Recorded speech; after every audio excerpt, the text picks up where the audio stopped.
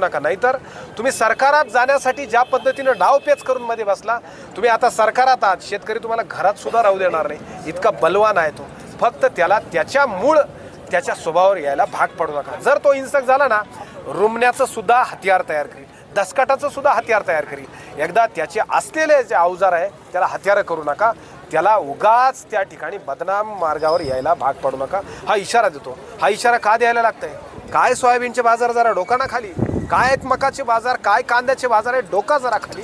त्याच्यात लगेच लक्ष घालायला सुरुवात करतात, हस्तक्षेप करतात. त्या हस्तक्षेपामुळं आज अशी वेळ आली आहे, जिल्हा बँक नाशिक त्या शेतकऱ्याच्या त्या उतार्यावरती लागल्यामुळं तो वेडापिसा झाला आहे. याला कारणीभूत कोण आहे माहिती आहे? देवेंद्र फडणवीस साहेब तुम्ही आहात. 14, 19 आणि 24च्या निवडणुकीत म्हणजे 2014, 19 आणि 24च्या निवडणुकीत तुम्ही फक्त आणि फक्त खोटं बोलत गेले. तुमचं कर्ज माफ करू, मुक्त करू म्हणून हे कर्जाचे